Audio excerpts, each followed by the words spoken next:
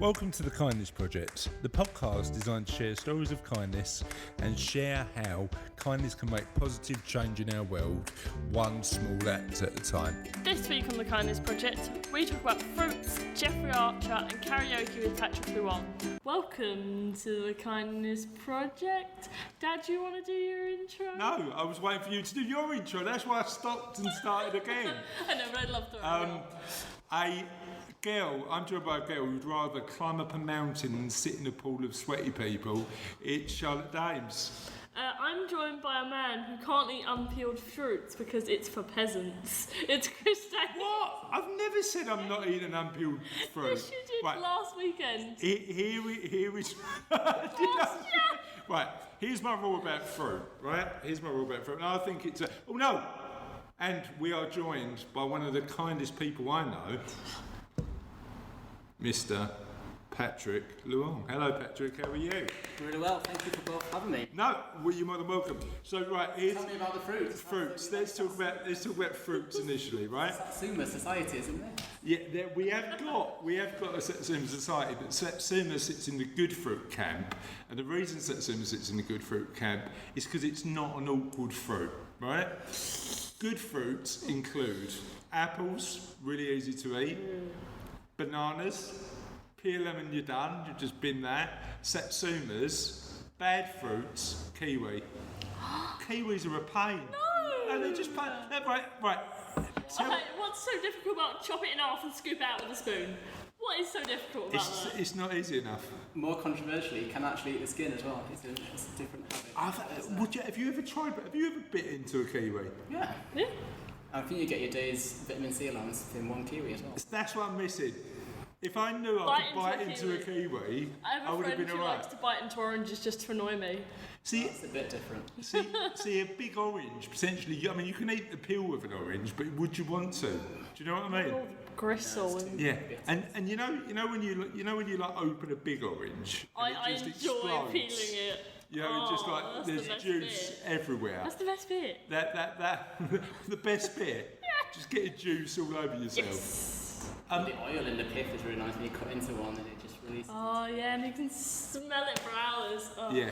So my rule for fruits is if it's too awkward, it goes on. So chopped mango I like the taste of. Just it's a pain though, isn't it? Do you know what I mean? What's so difficult about chopping it in half and giving it some slices in multiple directions? Yeah, you just pop it and you make a porcupine. Porcupine. Is that what you do? You pop a mango and make a porcupine. How do you turn a mango inside out? Basically, you cut it in half. Yeah. And then you slice it in both directions and you pop the back up. Right. Because it's sliced now, it kind of just bends more easily. What, and all the bits pop out, or you cut round the... And then you just thing? cut round, or you can just eat off the skin. Mum makes... What are you, a savage? Eat off the skin? Mum makes them for me all the time whenever she gets mangoes. Okay, very nice. So what are good fruits and bad fruits on your list? All the fruits, blueberries. That's the line. Blueberries, see I like a blueberry. Blueberry would sit in my good fruits list. What's your problem with blueberries? Yeah, well you got against blueberries. What have blueberries ever done for you? It is an age-old vendetta I have against blueberries. Vendetta. And I will just... Charlie the Chocolate Factory. Yeah. What is it about blueberries you don't like? Do you remember we had that old blueberry bush in the garden? Oh, yes. Yeah! This is my age-old vendetta against blueberries. Right. So this story is amazing. Charlotte, we had a bush in our garden, right? And Charlotte went to pick some blueberries from this blueberry bush, fed it to every child in the street. And then the next day, when about 10 of the kids were in A&E, we realised it wasn't a blueberry. It was deadly nightshade. Well, there were blueberries the year before, and then deadly nightshade had grown among them. So it was like a 50-50 chance. That's your exclude. It was like 75 to 25 you're going to get deadly nightshade being more likely. Okay. It was 50-50 2 minutes ago. Do you want to change it once again, or what? No, 75-25. Okay, so blueberries are off the list because of your deadly nightshade experience. Yeah. I'm sure the ones they sell in the Tesco's aren't deadly nightshade, though. I'm just You just hedging your bets. Yeah. Yeah. Yeah. So have you ever drugged an entire street? No, they just had some slight optical damage. But literally, deadly nightshade is poisonous, but it's also a little bit hallucinogenic. So I got a call from Cass, who said to me, "You need to get down to the hospital now," and there were kids having the munchies coming down from a deadly nightshade. They gave us biscuits. Yeah, which was not a good day. So I understand why you. I just kind of tend to avoid blueberries now. Just in case. Like seeing them gives me a bit of a. Yeah. That's a great story. Yeah. So Nobody was harmed in the film of this. no. Everybody was good. Everybody was Well, good. eventually. Yeah, everybody was good. Amazing. And The family got affected. yeah, and actually, people then wanted to buy some deadly nightshade off you, didn't they? No, they didn't. No, No, no, I'm we joking. We cut the whole thing down, blueberries and everything. Yeah, Charlotte sold it in different streets. I mean, you don't You do it can't on sell your the same own drug to doorstep. the same street twice. So what's on your good fruit and bad fruit list, Patrick? I'm pretty good with fruit actually. I think mango is a toughie. It tastes so good, but it's the hassle of that. It's a pain. Yeah. Pineapple's a tricky one to prepare as well, I think. I think my thing Do with fruit. beans count as fruit or vegetable? Do what count as Like fruit and vegetable? green beans. Green beans, definitely a vegetable. A vegetable or Okay. even Then my favourite vegetable is like Yeah, but that's because it's simple to eat, isn't it? just pop it in, it's done. You eat green beans raw, don't you? So Yeah. Well, a specific two brands. Yeah. The sugar snaps and the mange tout. Sorry, Mange Toot. Did I tell you what I did the other day? What? I mispronounced something.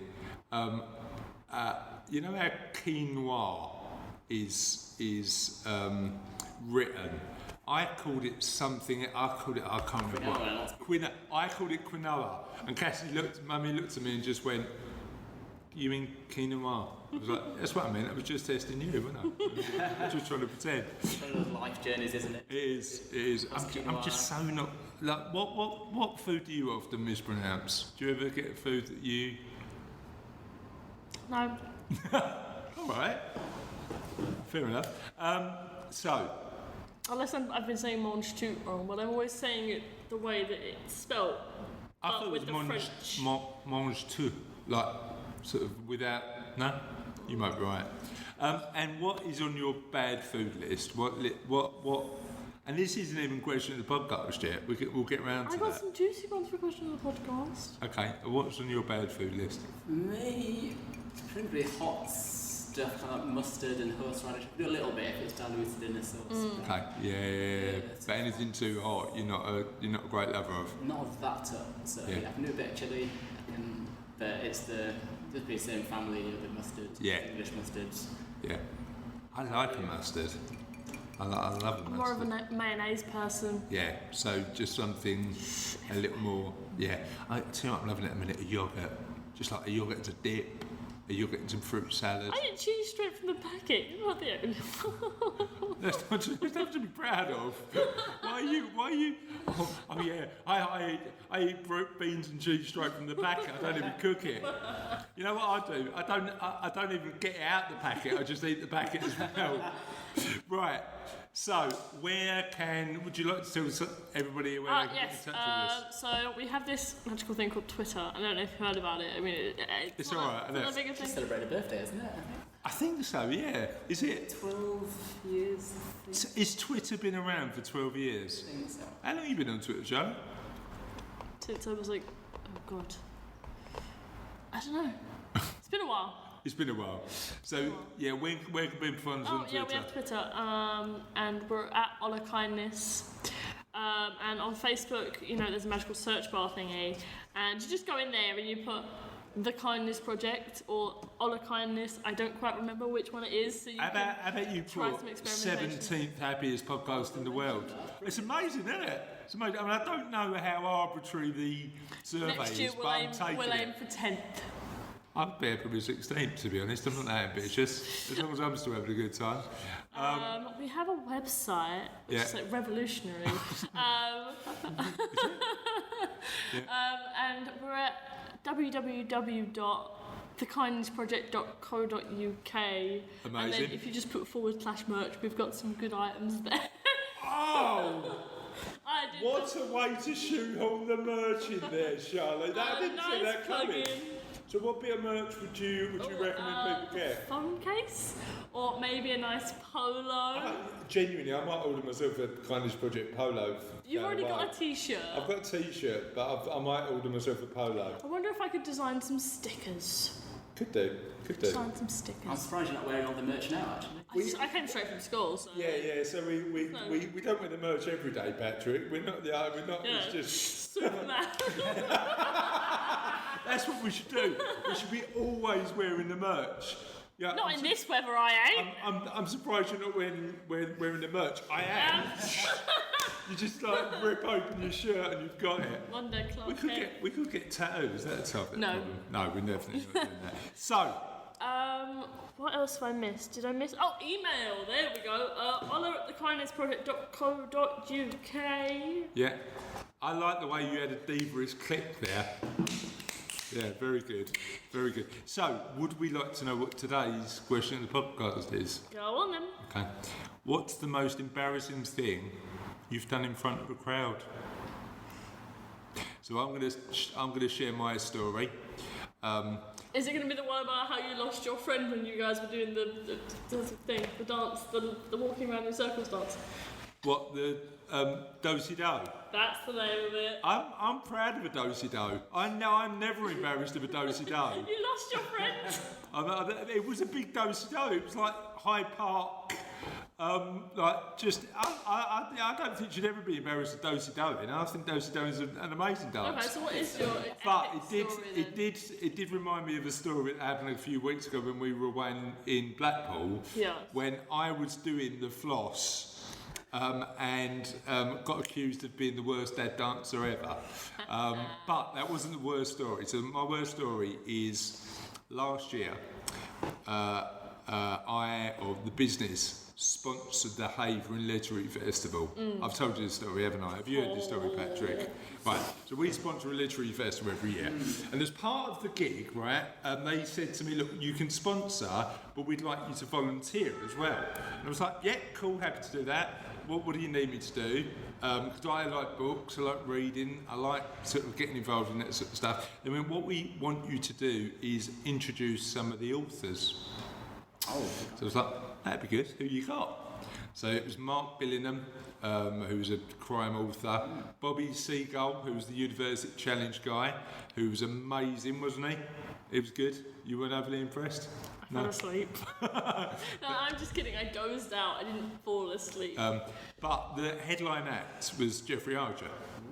So in a library down the road, I think it was Romford Library, 200 people, I'm introducing Jeffrey Archer.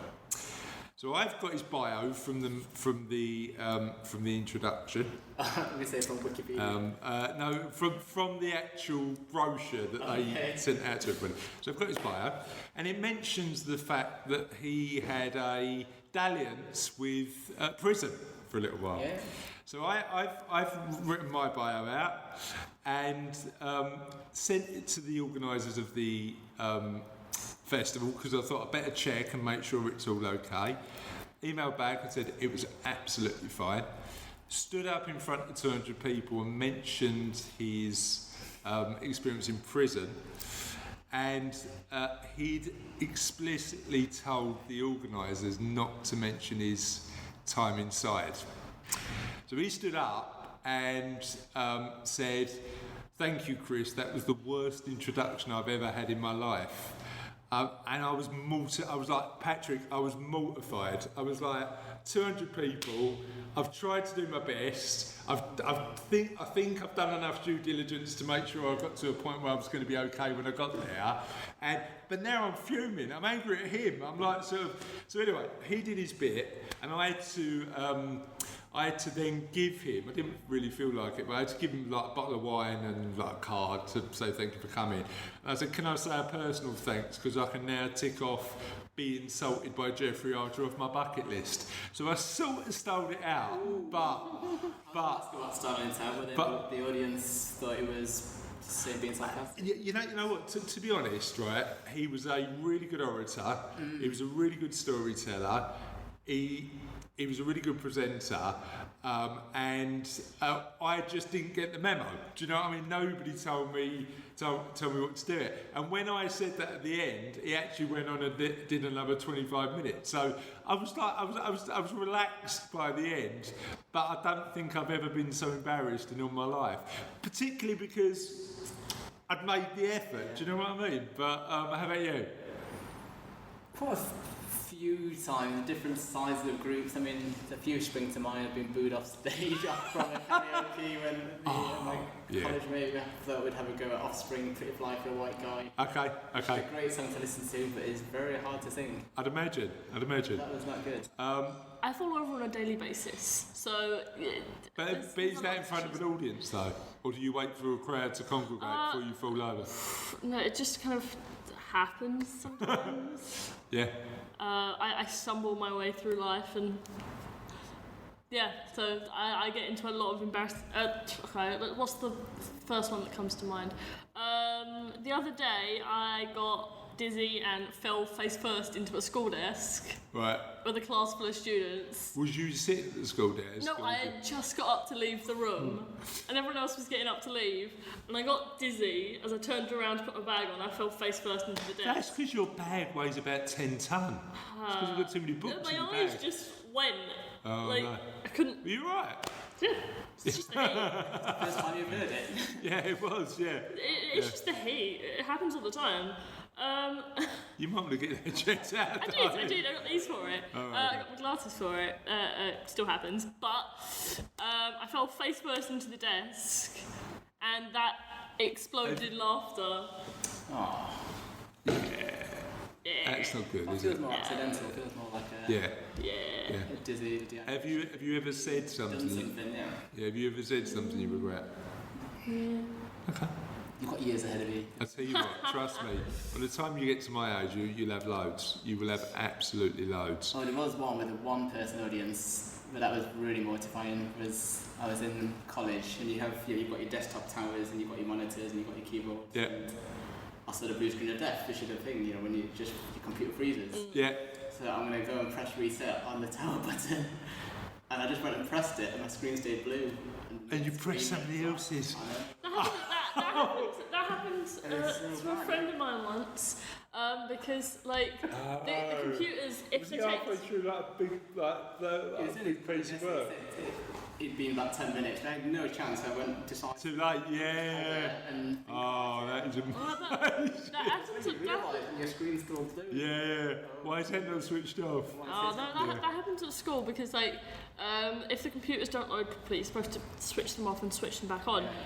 But I have a friend, and because the plug sockets at school, they're all mixed up and confusing, and then they're all the wrong order, and you've got a computer That's there. like a death trap. You've got a computer there and a plug there. Yeah, there's a plug socket and 27 plugs in. It's all good. Yeah. So she just turns off the one in front of her, and 2 computers down. So I was like, what's happened? Oh. Same thing. Can I just, before we let our listeners get on with the show, can I just share one karaoke story? Because I don't think we've shared it on the podcast yet. And we need to. Right, my dad is 70 now, right? So every now and again, he comes over, a bit of Sunday dinner, we'll have a bit of wine, bit of dinner, a few board games. It was quite civilised actually, wasn't it? It started off quite civilised. So we started with Trivial Pursuit, and then we ended the night with Firestarter. And then the.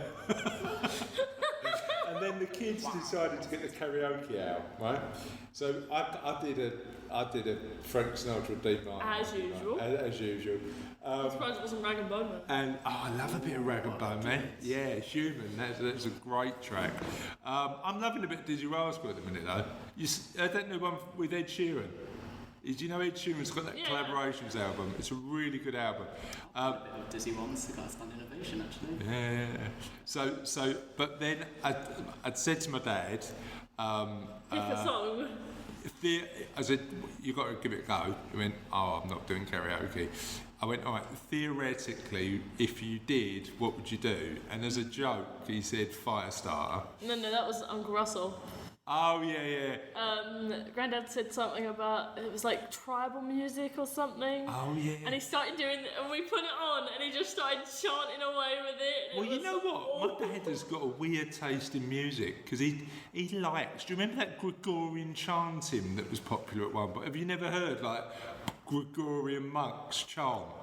You'll have to give us a... Genuinely, to all our Gregorian monk listeners, I wouldn't want to insult you.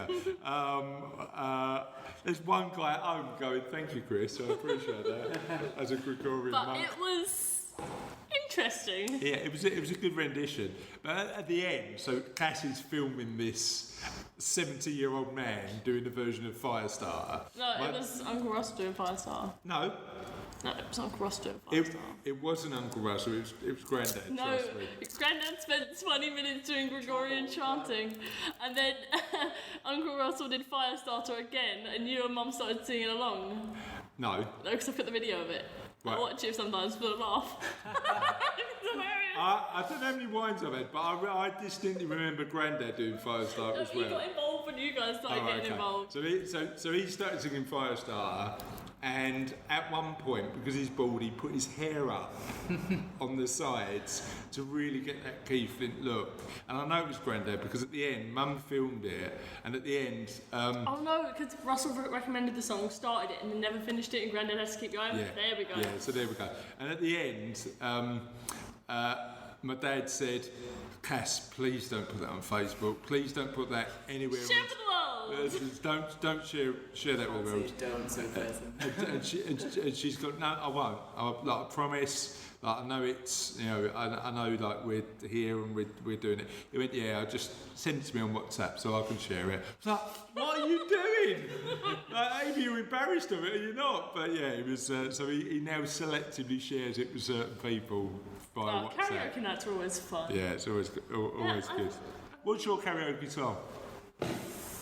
Ooh, that's a tough thing. Depends on the book, doesn't it? I could take that actually. Okay. Classic. No? Good. Right, so, listeners, what we'd like to know is the most embarrassing thing you've done in front of a crowd. Keep it relatively clean, but do what you want. And we'll shall we get on with the show? Yeah. So, I'm really excited because Patrick, who's a previous guest of the show, has come along to guest host. I might chuck him off though, Charlotte, because he likes all fruit, and including awkward fruit. But as he's a good guy, we'll let him stay on. You're lucky, mate, you're lucky. Just tell us a little bit about what you're up to now, because your episode only went out about 7 or 8 weeks ago. And it's all changed for you. What are you up to now? Yeah, I mean, still on the same vein. I've still got this kind of portfolio of charities that I'm doing. So I'm working for one charity now, and I'm volunteering for 4 charities. Okay. So what's your main role? So the main change from when we last spoke, I was working with Pump Aid, bringing water to Malawi, and that's fantastic work. But then since then, I've moved on to more local cause, helping people in London who are facing homelessness. And I've just joined a larger team, and it's been bothering me for a while. I've been seeing sort of rough sleepers and also reading the news. And yeah, it's just to be clear out there that rough sleepers isn't all of homelessness, it's actually beyond that as well. And the particular... Are you talking about people who sofa surf and... Yeah, that's right. Shipping, yeah. And also, it's very normal reasons why people might be homeless if you've left hospital or left prison or left care. It's moving on from transition, or if you've left a relationship's broken down. So it's actually a lot more common than you think. But it feels very unsatisfactory that we live in one of the wealthiest countries. We've got so much homelessness, and especially in London where there's so much wealth as well. Yeah. And where the charity I've joined, the Glassdoor Homeless Charity, we're based in Kensington and Chelsea. Okay. There's a really big gap between affluence, yeah. And so what does the charity do about it? How does the charity help? It's really impressive what we do. So we are London's and we think the UK's largest network of open access emergency shelters in the winter. So right now we're sat in glorious sunshine, so it's hard to sort of picture it. But obviously in the winter we need to take people off the streets. Yeah. So for 22 weeks from November to April, they've got the largest network. And what I mean by that is open access, so we don't have any criteria about different... Anybody can stay. Anyone from whatever age, but I guess from 18 to 80. Of last year we had 83 nationalities, male or female, or those who don't identify either. Yeah. And I think that's really it's about helping those who've got nowhere else to go, so that they don't fit the criteria of another. How many people do you look after? It's a good question. So again, because I said that the largest one, what we've got is great collaborations and partnerships with local churches in boroughs. So they've got big spaces. Yeah. So it means in a particular night we can host 35 people. Okay. And we've got 4 different boroughs. Well, this is the interesting thing. How much unused space, particularly in London, is there that could potentially be used? Like local authority space, there must be places that could be caretaken by people who need a home. I mean, why don't we look at solutions like that more closely? It's about the collaborations and people to identify, bring them together, I think, isn't it? And then it's about also helping to take the risk off it. I think people get maybe uncertain about who they're letting in. When you look at, because I know that, and again I do this quite a lot. I look to Scandinavia for a lot of the social solutions, and they've really tackled homelessness in a quite a major way to say that we're not going to, we want to eradicate homelessness by just homing people. Do you think?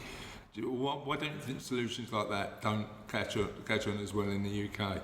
That's a good question. It's very complex. I think it's about because Scandinavia we can always look at other things they're trying out in terms of diverse basic income as well and their education system. And I suspect they've got great solutions for healthcare and probably criminal justice system. I'm sure they've got wonderful solutions. But and probably not perfect, right? But certainly things we can learn. No, but they've got a much smaller population. Yeah. Often less diverse population as well. So there's a lot more entrenched baggage, I think, with the UK, and it's different. It's just different projects and different priorities, I think. Yeah. What do you think about homelessness? What would you change? I think it's kind of weird that people don't usually notice them unless they actively are aware that they're going to be there. Yeah. Like, in a weird sense, like, people aren't looking for them because they don't want to see them. Yeah, I agree. Because, like, if you don't, it's kind of like a mental block. Like, they can't... You're not out of sight, out of You know what? That's so true. If I can't see them, then I don't have to do anything to help them. I don't have to invest anything. It's kind of like they kind of push it aside because it doesn't affect them personally. But I think people should be more active in it because it could be anyone they know. It could happen to anyone. Well, I think it's really interesting because I think I've been guilty of that. I've definitely been guilty of that. And do you remember that day when we took all those? So we had a day, I think it was a while ago now, wasn't it? Was it last year? Yeah. Where we just spent a day. Cassie, Charlotte, and I made 25 packed lunches. I think the entire packed lunch, sandwich, crisps, and a drink was like £1.50 each. We didn't spend it was a lot like of money. 50p. Yeah. So literally, we got these packs.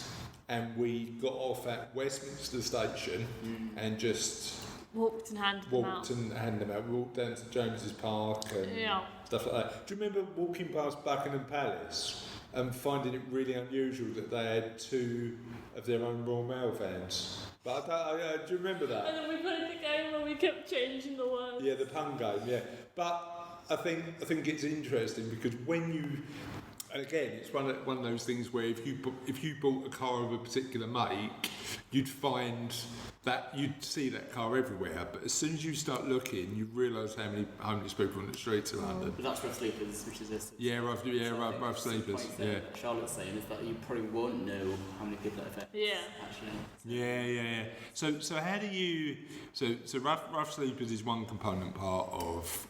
Yeah, I think that's the of emergency. That's homelessness. kind of the and the way we support guessing is about the rough sleeping in the winter circuit in the winter time. But then it's about personalised casework then about what's helping to understand what people's needs are. Similar to a financial plan actually. About it, about what do they need. What do you need? How much of that is psychological? In terms of the support they need being emotional. A lot. I mean, there's a lot of. It's complex. There's multiple factors of how they've got into that situation. I think it's understanding, and there's people on different level of need as well. So some might have just become homeless. And they can be caught quite quickly. Others, we've got guests who've been homeless for sleeping for over 20 years. So and it depends on what their needs are. So some are very proactive and understand that they need ID replacing, or they need a bank account, homes. Others probably need a bit more of a plan, and it might be mental health support, it might be supporting into homes, and it's about understanding what each person needs. And Patrick, what's the ultimate aim of helping these people? Is it to get them housed permanently, back on track? Yeah, I mean that's part of it. I think you asked a good question earlier, which I'll come back to. But I think it's about helping them be part of society again. Well, I think there's firstly getting them off the streets, because it's safe, and then helping them lead meaningful lives. I think really. So it can be housing as well. It can be unpicking what's holding them back from that next step as well. So. What made you pick this in particular? It's a good question. I think it's because it's so front of mind, and it bothers me that we've not done enough about it. But also very optimistic about finding a solution. And really open. I think the value to there being open access, about this, it's very scalable. And are churches and sort of these groups open to? I imagine they're open to a conversation about helping, right? Yeah, I think they've jumped onto the ethos of churches, that they're very open sense of welcoming people in. And it's of the Christian ethos, even though we don't discriminate against faith. I think it's good, smart collaboration. What it also means then we have wonderful network of volunteers as well. So volunteers for a relatively small charity down in West London. It's interesting. I interviewed a lady called Kim Merry. She runs a charity called Hope for Havering, so she's a local charity, similar sort of outfit. She's just opened some permanent homes in Havering actually for Havering homeless. But that came out of her work at the church and supporting people to do that. So I think there's amazing work going on. Part of the challenge for her was getting the police saw that there was a homeless issue, but the local authorities were less inclined to admit they had a sort of a problem. So their perception was a lot of the homeless problem in this area, and it's not big compared to other parts of London, certainly, was professional beggars. So I think that's such a broad coverall term for a more nuanced issue. And I'm not particularly cynical, but sometimes you don't expect any better from politicians who want to get elected. Anyway, that was way too political. So you've got a magic wand. What action would you take to help London's homeless? You could do whatever you want. You could involve anybody and they'd immediately say yes. So you've got this sort of magic wand that got everything sorted. What would you do? It's kind of a two-stage one, which is kind of cheating with the sort of two-stage magic wand. I think one is getting people off the streets because it's not safe out there. So house them? And it can be supported accommodation first. Yeah. It's I'll say that. But actually didn't need a lot of support. Yeah. So it can't be, here's a flat, it's got to be, here's the emotional support you need as well as a roof. That is being trialled, so there's different ways of supporting people beyond homelessness. And one is called Housing First, and that's a very specific scheme to say, okay, let's put you in a house and then we'll fix everything after. Yeah. But, so in terms of implementation... But then do people, they're not used to living independently. And they're distrustful of different services. Yeah. Yeah, it can be quite challenging, that transition. I think we take things for granted that we just know what it's like. Yeah. And then it'd be about pushing up the agenda and say, actually, this is we need to bring everyone together, whether it's communities and business and individuals and governments as well. Because I don't think there's many people who don't want to solve the problem, right? It's also everyone benefits because it's reduces strains on health services. Yeah. Because the rates of A&E attendance are much higher. Yeah. And certainly that when you look at the experiments that they've had in sort of Denmark, and again, different country, different population, and potentially less of a challenge, you've got a position where they're now, that the individuals who were once excluded from society are now active contributors to it. And you want that, don't you? You want people actively involved. Amazing stuff. So you've got that going on. I know you've always got a million other things going on, so what else? Are you still actively involved in Good Gym, or are you? So I did, quite a lot. I just passed a milestone recently. I've got my 500 t-shirts. Amazing. Times with them. Amazing. Last 4 years, so that's been really good. There's loads of stories. Each of those 500 good deeds, as we call them, is somebody helped, right? A community helped, a person helped, and it's remarkable just what you can do with anything from 5 to 20 minutes in a person's home to a couple of hours in a community. Yeah. So, can you explain to Charlotte what Good Gym is? Because I'm not sure whether you know. No, not so. Yeah, so it's good. So we're a community of runners who get fit whilst doing good, actually. So rather than running on a treadmill and paying for the privilege to run to nowhere, you can actually run to something that needs to be done. So I run to befriend an old lady called Cerelia in Islington. I've been seeing for 4 years. And rather than just run a treadmill, I can run to her. Yeah.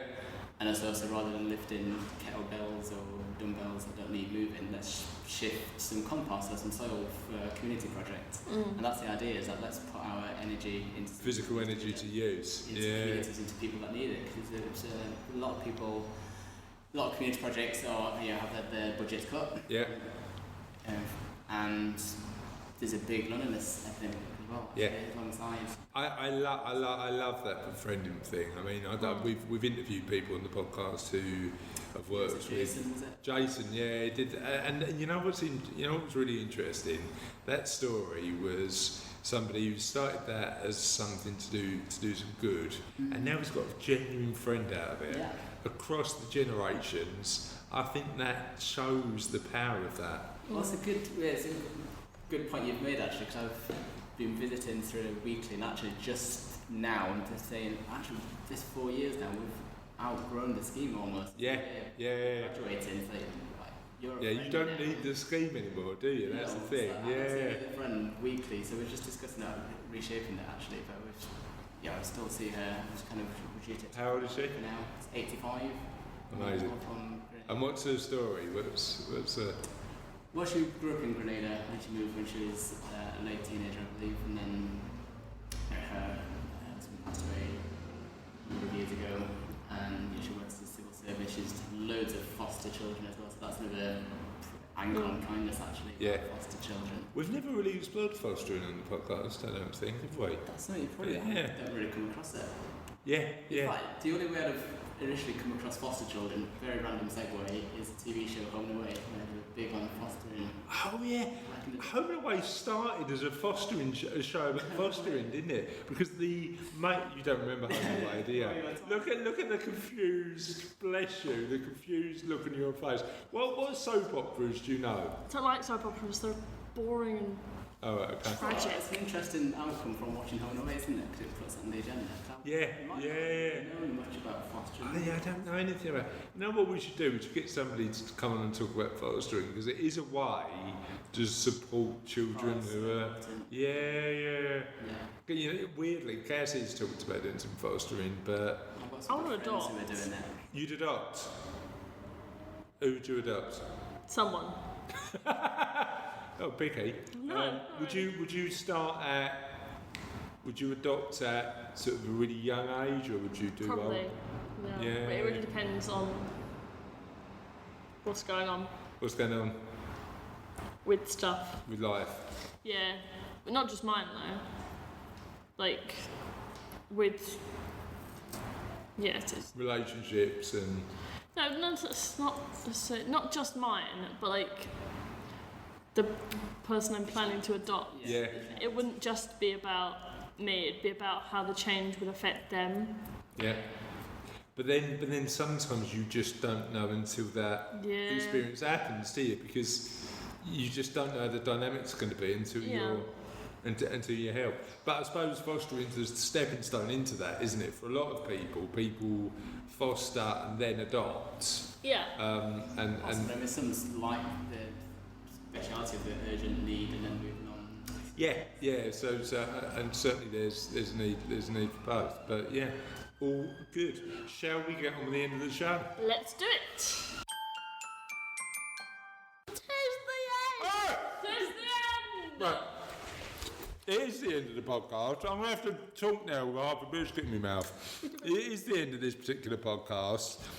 And today we've got, at the start of this podcast, we had me, Charlotte, and Patrick, who was our guest host. Now, because we had to wait for some of the answers to the question of the podcast to come in, Patrick's not here to record the end. So what you've got today is a really good replacement. Two heads are better than one more head. You've got Sophie D. Say hello. Hello. And you've got our esteemed editor, Sir Russell of Sword Fighting Legends. Do you know what? I reckon you'd be good like back in the day, but you'd be the guy that they used to drag out when somebody just wanted to poke with a sword. Who's the Stoned in the town centre. just putting the stocks. They chucked rotten tomatoes at you, now you're afraid of poop. No good. But then Russell would come out of the stocks, and they'd go, "Oh, that was humiliating," and he'd go, "No, that's all right, no worries, as long as it makes him happy." I mean, that was your response to being poked with a sword. Oh, as long as it makes him happy, I don't mind. I think we need to do a bit of work on your self-esteem issues, Russ. However, today we are doing the end of the podcast. 'Tis the end, and last week's question of the podcast was Charlotte's one, and I owe you an apology, Charlotte, because I thought it wasn't going to be particularly popular, and loads of people commented. It's like Finally a victory. it's like And the question of the particular podcast, while these two children do spuds, is what is your favourite cold food? So I'll give you some, and we'll do a bit of a round robin on whether we'd actually like this as a cold food. Marco Hanneman said pizza. No. No. no Okay, yes for me. Lucy Patrick went. pork pie. What do you think of that one? I don't even Yes. know what pork pie is. You are joking. What is pork pie? You don't know what a pork pie is? Pie with pork in the middle, and they usually have a little bit of jelly. It's a like tiny little pie, which is like a I think I've had it before. Any good? pork pie. I'm aware of its work. Right, well, I'm doing something wrong. You don't know what a pork pie is. I thought I was being quite a good dad, but now all of my aspirations are now cast aside because I like to sneak them from the fridge with my mum's toot. we do buy pork pies. I think. Have you had Mange Toot? The green beans, so the green beans. Right. Okay. Roberta White said, Nanny Bob said shellfish, lobster, and by the way, Charlotte, it's a great question. And Robbie White, friend of the show, said, John White said salad. Barry Harding said cold sausages with pickle. There was two different stories of those two noises. One was, yeah, go on then, I'll have some of that. Pickle in the mix, you're out. Sausage and pickle is just not up my street. No, I bet you're right, sausage and pickle, not for you. Sophie? Definitely no. I could go with a bit of sausage and pickle. Russell Dames, who's actually here so he can validate this, said shellfish is a good shout, but I like most cold meats, which he's elaborated on. Yeah, I do. And he's told us today that he likes a sausage square in the face. Is that right, Russ? Is that what you said? You like to be slapped with a salami? Something in the belly Dad? and sausage in the face. Dad, Yes. can I read the next one? Yeah, you can, but do me a favour. When you get home, because Russ loves it, slap him with the sausage. They're still in the freezer, they're from the butcher around the corner. Legs? No, don't waste a leg sausage. They're good sausages. You don't slap people with a leg sausage. You eat those ones. So when you get back, say Russ, I know as a thank you For letting me stab you. as a thank you for recording the podcast with me, can I slap you with a sausage? Slap, no, not with a, don't slap with a sword. Can I read it? Yeah. It's I've lost it. So Mike Christie said. No. We were here. Right, I've lost a bit. Serena Darby said. I used to love cold leftover pasta. Can I do the next one? Yeah, and Heidi Ball said. I'm gonna have to go with pizza as well. Cold pizza is awesome. Mike Christie said chocolate from the fridge with a glass of milk. Oh. That sounds amazing. Amazing! Have you ever put? You're like a little sound effects machine, didn't you?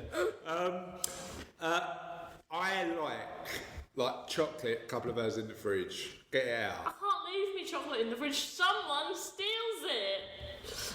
Sophie, have you been stealing Charlotte's chocolate? I have. What chocolate did you steal that was Charlotte's? I had a bag of chocolate coins and you've eaten before. Sophie, did you steal Charlotte's bag of chocolate coins? No, because she had her own bag of chocolate coins. That's how I knew it was there. I'm worried about leaving sausages in the fridge in case Russell has a slapping session. Louise McNamee said chocolate chip and praline ice cream. Oh, nuts. It's like I thought it was chocolate and nuts. praline. I might be praline. You know what? Praline. I mispronounce so many words. What was the word that I got wrong the other day? Drown. No, we will have that conversation. Wait, but what drowned and drown are two separate words They that are. you can both use. Dad. Yes. But instead of drowning, you say drown. No. He's going to drown. He is drowning. He has drowned. There you go. Sorted. Easy peasy. Yeah, it's called tense, past, No, but present, Daddy, and future. in your remember, it says in the poem, help me, I'm drowning. Yeah, but that's because he's drowning at the Currently. time. Present tense. If you've already drowned, you've already drowned, and if you're going to drown, You're going to drown. you're going to drown. Is that right? Yeah. Drowning, drowned. Well, welcome to Grammar Corner on the Kindness Project. Submit your words for next week. submit your past, present, and future tense words for next week. Mandy Matlock said lemon ice cream or vanilla ice cream. Oh, you know what? Salted caramel. Or Oh, yes! Mandy continues, or caramel ice cream, or chocolate ice cream, or Oreo ice cream, or Mars bar ice cream. Okay, all ice cream.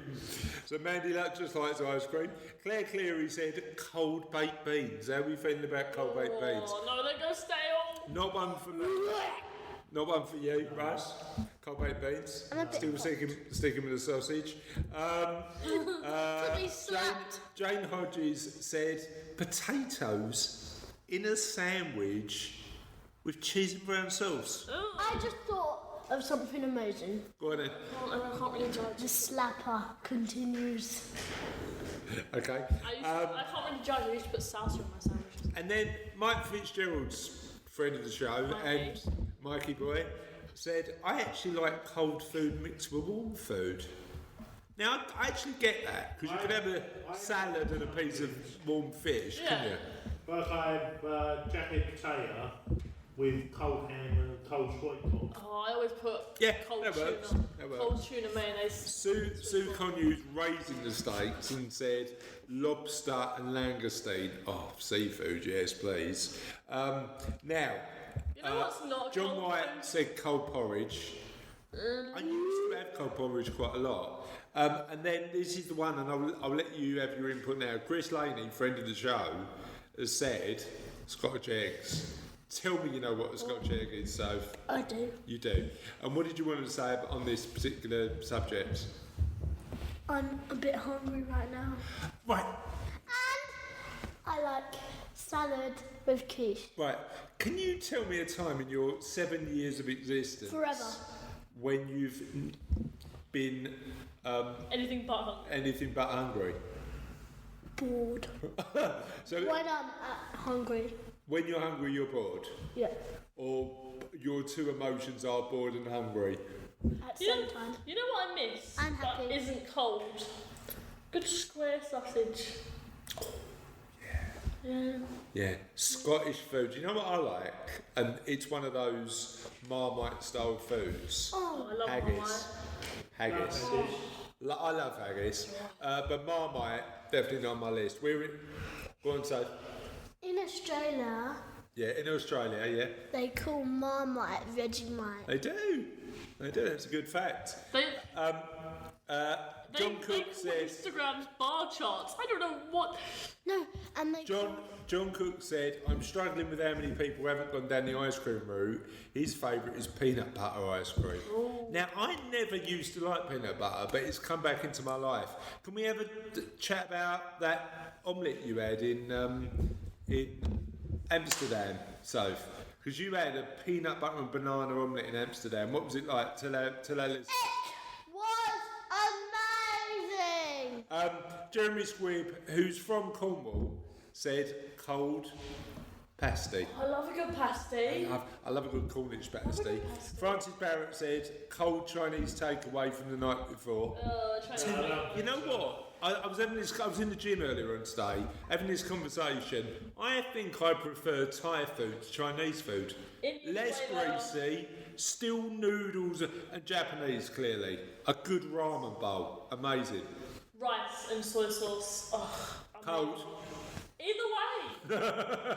Delivered in a dustbin lid. Yes. And Alan Cass is of the Russell School of Thought. Any cold meats, but with bubble and squeak. Now tell me you know what bubble and squeak is, Sophie. You know what bubble and squeak is? I'm not a fan. Oh, I love You're bubble and not a squeak. fan of bubble and squeak? So, like Russell, Alan likes being Slap the sausages. likes his cold meat.